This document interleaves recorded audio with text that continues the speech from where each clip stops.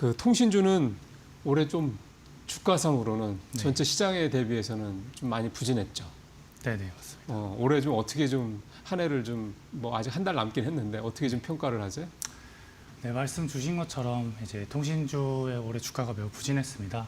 뭐 1차적으로는 일단 뭐 반도체 중심의 좀 강세장이 하반기에 전개되면서 일단 부진의 부분도 있는데, 사실 저희가 뭐 배당 방어주들을 다 놓고 비교해 봤을 때 통신주가 좀 유독 부진을 했거든요. 그러니까. 이 이유가 이제 통신주 펀더멘털에 좀 문제가 있었다. 아, 그래요? 사실 저희가 이제 통신주를 투자할 때 뭐 실적에 대한 기대감 갖고 이제 투자를 하는 것보다는 좀 이 실적 안정성 그리고 예측 가능성 이에 기반한 주주 환원을 좀 그렇죠. 보면서 이제 투자를 하는 건데, 이제 뭐 올해 해킹이나 거버넌스 이슈가 좀 리스크가 부각이 되면서 역시. 이에 대한 불확실성이 증대가 되었다 보니까 이제 통신주가 본래 갖춰야 할 그런 방어적 성격이 많이 좀 상실이 되면서 이제 좀 많이 부진한 모습을 보였다, 이렇게 볼 수 있습니다. 그러면 이제 거꾸로 말씀을 드리면 이 이슈가 이를테면 내년에 또는 그 이후에 이 해킹 이슈가 좀 이 통신주들이 좀 자유로울 수 있느냐. 이게 막는다고는 하고 투자도 한다고는 하긴 하는데 이게 그렇게 쉽지 않은 문제일 것 같아서 말이죠. 계속 질질 그 통신주한테 달라붙는 약간 그런 고질적인 그런 악재가 되는 건 아닐까라는 생각이 문득 드네요. 네, 말씀 주신 것처럼 사실 통신사들이 이번 이런 사이버 침해 사고를 겪은 게 올해가 처음이 아니라 뭐 계속해서 있었던 일이라서 제가 이게 이제 재발을 할 것이냐 아니냐 뭐 이런 걸 이제 확언을 드리기 좀 어려운 부분이 그렇죠. 있습니다. 그거는 그렇고. 그래도 다만 이번 사태로 이제 정부가 좀 보안 강화 요구를 많이 네. 했고, 이제 통신사들도 이제 자체적으로 좀 느끼는 게 있을 건데, 이제 이번 SKT의 유심 해킹 사건을 통해서 좀 대규모 가입자 이탈이 발생했다 보니까 그렇죠. 좀 이 부분을 방지하고자 통신사 측에서도 그런 재발 방지를 위한 조치들이 많이 이루어질 거라고 보고는 있습니다. 근데 이제 저희가 실적단에서 좀 말씀을 드리면 네네. 일단 올해 발생했던 그런 비용, 그 해킹과 관련된 비용들, 뭐 예를 들어 유심 교체 비용이라든지 그렇죠. 과징금 아니면 이제 고객 보상금 뭐 이런 부분들이 다 일회성인 성격이 강하기 때문에 내년에 대부분 소멸이 되면서 이제 실적은 정상화될 것으로 보고 있습니다. 일단 내년에는 또 사고만 터지지 않는다면 네네, 그래야 되겠죠. 사실 또 터지면 그럴 것 같은데 그게 사실 좀 여담이긴 합니다만 혹시 이렇게 해킹 사고가 좀 자주 일어나다 보니까 이게 뭐 통신주라고 할 수는 없고 소프트웨어주라고 해야 되겠지만 뭐 예를 들어서 이 보안 관련주들 이런 주들 같은 경우가 오히려 좀 관심이 높아지거나 이러지는 않을까요? 그런 생각도 좀 드는 하는데 혹시 보시기에는. 네, 말씀 주신 것처럼 이제 보안에 대한 니즈는 항상 있었고 이제 앞으로도 더 중요해질 거긴 해서 이제 섹터를 봤을 때는 좀 더 이제 관심이 많이 가긴 하겠죠. 근데 이게 딱 어느 한 종목을 집어서 말씀드리기가 어려운 게, 사실 그 보안상 이제 통신사들이 어떤 기업에 특정한 기업에 이제 투자하는지 그런 것들이 공개가 안 되기 때문에 네. 이제 좀 그 부분은 어렵다, 이렇게 볼 수 있습니다. 이게 통신주들이 자기들이 직접 보안 관련된 이런 쪽 사업부를 만들거나 해서 뭐 이렇게 키우거나 이러는 그 네, 방향은 거의 다. 아닌 거죠? 네, 거의 다 외주 방식이 외주로 가는 거죠? 네. 알겠습니다. 이제 개별 얘기들을 좀 해봤으면 좋겠는데 지금 사실은 뭐 새 회사 다 터져가지고 뭐 사실 어느 회사가 딱히 낫다 못하다 이렇게 볼 건 아닌 것 같고, 네네. 다만 최근에 젠슨화학이 왔다 가면서 GPU 25만 장, 26만 장 국내에 이제 공급하기로 주기로 했는데 팔기로 했는데 그 중에 5만 장을 SK 쪽에서 가져가니까 KT나 LG와 달리 여기는 GPU 5만 장의 효과가 혹시 더 뭐 있는 거 아니냐. 그걸 뭐 SK텔레콤이 받는 거나 이렇게 볼 수는 없지만 그룹에서 받는 거니까 뭔가 시너지 효과가 나지 않겠냐. 이런 기대감도 좀 가질 법한데 뭐 좀 다른 회사들이랑 차별적인 어떤 그런 것들이 있을 수 있을까요? 네, 확실히 AI 인프라 사업에서는 좀 더 우위를 점할 것으로 보고 있는데, 이제 통신사가 이런 GPU를 할당 받았다 했을 때 할 수 있는 사업이 이제 GPU 애저 서비스라는 이 GPU 클라우드, 그렇죠. 그러니까 이런 GPU를 클라우드 형태로 임대를 해주는 그런 사업을 이제 영위를 할 수 있습니다. 네. 그래서 아무래도 1차적으로는 이런 SKT가 SK그룹에서 받은 그런 GPU를 통해서 좀 타 통신사들 대비해서 확보한 그런 GPU 물량이 훨씬 더 많다 보니까 그러니까요. 이러한 점에서 일단 1차적인 이점이 있고요. 저희가 이제 두 번째로 나아갔을 땐 사실 이 GPU 클라우드 서비스가 단순 하드웨어 물량만 많이 가지고 있다고 되는 게 아니라 이 가지고 있는 GPU 자원을 어떻게 잘 할당을 하고 이제 이런 워크로드 작업 이런 것들을 어떻게 잘 최적화할 수 있는지 이런 소프트웨어 역량도 굉장히 중요하거든요. 그러겠네. 네. 그래서 이제 SKT나 뭐 이런 SK그룹이 GPU를 받아서 선제적인 그런 도입을 한다면 좀 이런 GPU 클라우드의 운영 노하우를 이제 먼저 축적함으로써 그러겠죠. 저희가 향후 좀 더 길게 봤을 때 타 통신사들 아니면 뭐 다른 국내 업체들과도 대비해서 봤을 때 이런 GPU 클라우드의 운용 그런 축적 능력이 이제 향후 서비스 품질 격차로도 이어질 수 있다 이렇게 볼 수 있습니다. 지금 그 통신 3사 중에서 클라우드 사업을 KT도 하지 않나요? 네네 그 클라우드 그 데이터 센터 사업은 3사 다 하고 있고 3사 다 하고 있는 거죠. 네. 근데 그 중에서 SK만 이제 GPU를 아무래도 대규모로 받다 보니까 네네. 그럼 이게 클라우드 사업 부문에서도 클라우드 사업 부문에서만큼은 이게 좀 격차가 벌어질 수 있는 여지가 있다 이렇게 볼 수 있는 거겠네요, 그렇죠? 네, 좀 더 완전 좀 장기적인 관점이긴 장기적인 합니다. 관점이지만 이제 단기 수요 측면에서는 이게 아무래도 그냥 그 좀 캡티브 수요 중심으로 대응을 할 것 같거든요. 예를 들어 뭐 SK 하이닉스의 공장 자동화라든가 아니면 이제 SKT가 지금 운영하고 있는 뭐 A닷의 그런 고도화 뭐 그런 작업에 이제 좀 그렇죠. 대응을 할 거고 저희가 완전 중장기적으로 봤을 때는 뭐 이런 피지컬 AI라든지 정부가 주도하는 뭐 소버린 AI 네. 그런 수요를 이제 대응하면서 좀 외형 성장을 도모할 것으로 보고 있습니다. 그 사실은 이제 이 말씀 드리는 이유가 이제 이 통사들이 사실 3사밖에 없기 때문에 일단 비교가 사실 명확하게도 될 수밖에 없고 사실 SK 같은 경우는 물론 SK텔레콤의 뭐 대표는 아니지만 최태원 그룹 회장이 정부와 이제 세안상해 회장 역할을 하면서 정부가 굉장히 지근거리에서 굉장히 접촉도 많이 하고 이번에 GPU도 사실 그렇고 하다 보니까 그다음에 울산인가요?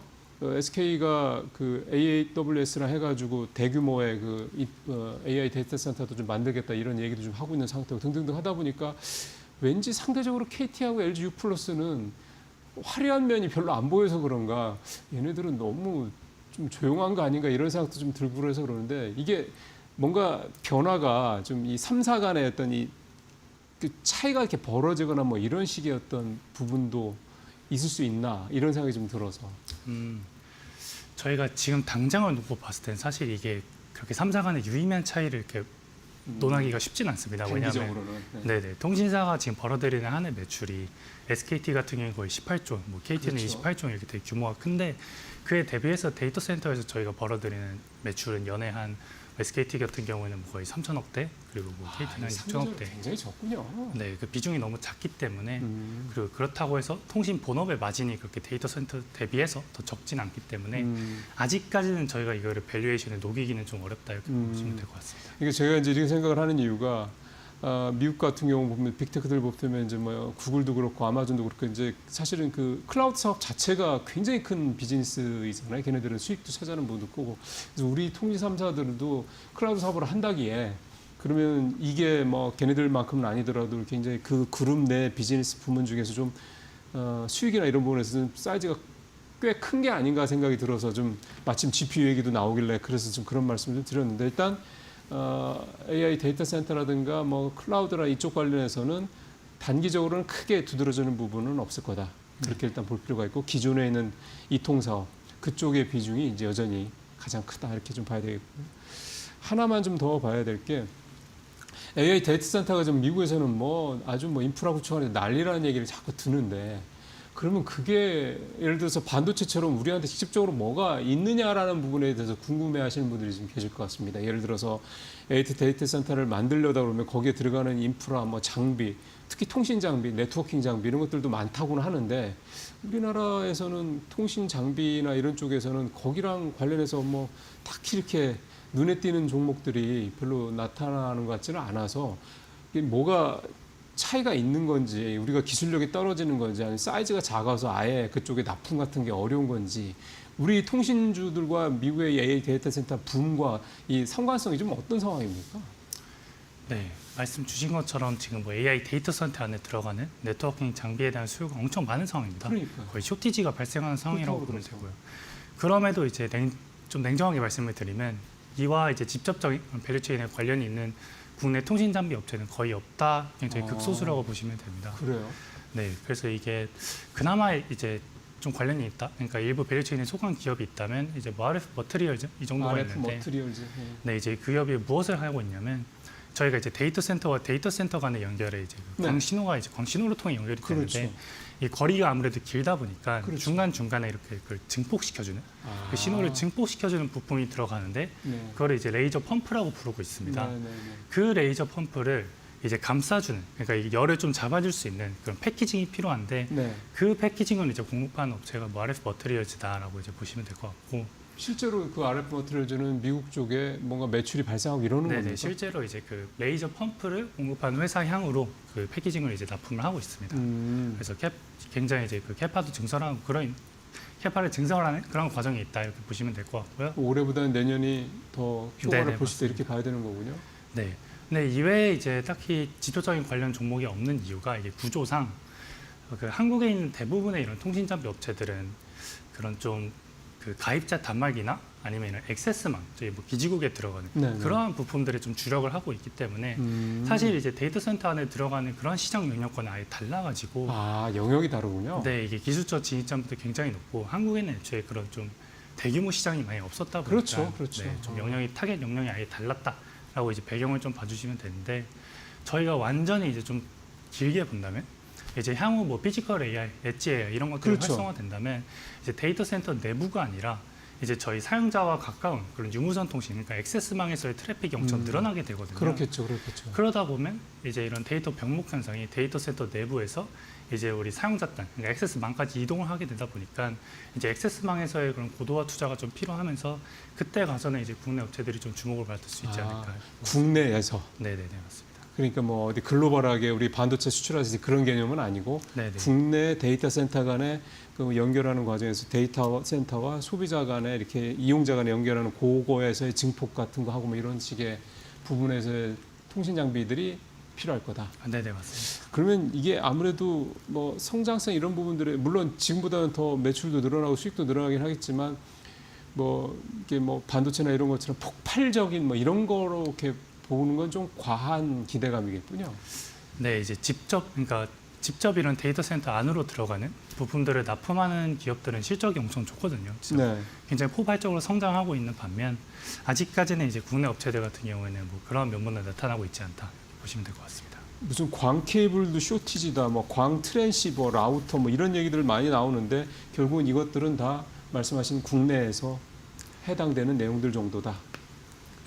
엄밀히 말씀드리면, 그러니까 그럼 이제 여기서 종류가 되게 다양하게 있습니다. 방금 그러니까요. 말씀 주신 부품들에 대해서. 근데 이제 그 종류들 중 이제 AI 데이터 센터 안으로 들어가는 것들은 쇼티지고, 그럼 이제 이거 공급하는 1티어, 그러니까 1티어 공급사들은 캐파는 한정되어 있다 보니까 그렇죠, 그렇죠. 다 이런 데이터 센터 안에 들어가는 그런 고마진 상품에 좀 주력을 해서 그럼 이제 상대적으로 좀 부가가치가 낮은 이런 좀 레거시에 속하는 제품들은 공급 공백이 생기다 보니까 이제 거기에 좀 국내 업체들이 공략을 해서 시장 점유율을 좀 확대해 나가고자 하는 그런 움직임이 있습니다. 그런 데들이 좀 눈여겨볼 만한 데들이 좀 있으십니까? 지금 뭐 실제로 이제 뭐 수주가 지키고 있는 기업은 이제 광 케이블 쪽에 대한광통신이라고 거기도 이제 미국의 그쪽 AI 데이터 센터 쪽으로 하여간 향으로 그 광 케이블 이게 들어가는 뭐 그 정도. AI 데이터 센터보다는 이제 그 레거시 쪽, 그러니까 저희 B2C라던가 B2C. 그쪽에 이제 좀 시장 점유율을 확대할 수 있는 기회가 생겼다 이렇게 그 봐주시면 정도로 봐야 되고 아주 매출이 뚜렷하게 나오고 이런 정도는 아니라고 봐야 되는 거군요. 실제로 미국향으로도 수출이 찍히고 있고 그래서 이제 내년에는 미국에 있는 생산 법인까지 이제 연결 편입이 되면서 이제 본격적인 미국 영업을 이제 시작할 것으로 보고 있습니다. 조금씩 생기는 건데 소위 말해서 아까 말씀드린 1티어 메인 어떤 그런 데는 아직은 우리가 통신 장비 쪽에서는 특별히 좀 눈에 띄지는 않는다. 네, 일단 맞습니다. 이렇게 좀 말씀을 좀 해야 되겠군요. 이제 내년 얘기로 좀 가봐야 될 것 같습니다. 올해보다 내년은 낫겠죠? 네, 맞습니다. 어떤 면들을 좀 보세요 내년에? 네, 이제 아무래도 올해 통신주의 그런 방어 기능이 많이 상실되었던 그런 맞아요. 해였다면 이제 내년의 키워드는 이제 방어 기능의 회복인데요. 이제 아무래도 실적도 다 정상화가 되고 네, 그리고 이제 SKT와 KT 같은 경우는 이제 경영진이 교체가 되는데 맞습니다. 이제 결국 시장이 좀 관심 있어 하는 부분은 이 새로운 이제 신규 이제 그 경영진이 과연 주주 환원에 대한 기조가 좀 어떨까? 네, 그래서 이것이 좀 우호적인 스탠스가 이제 확인이 된다면 다시 통신주가 좀 그런 방어적 성격을 회복하면서 이제 제대로 된 그런 본연의 기능을 수행하지 않을까 이렇게 보고 있고요. 네, 저희가 또 내년에 좀 볼 수 있는 그 알파 포인트가 이제 아무래도 배당소득 그 분리과세가 그러니까요. 있는데 예, 지금 이제 그 최고세율 인하에 대한 논의가 진행되고 있잖아요. 25%될 것 같은데요 분위기는? 네, 그렇죠.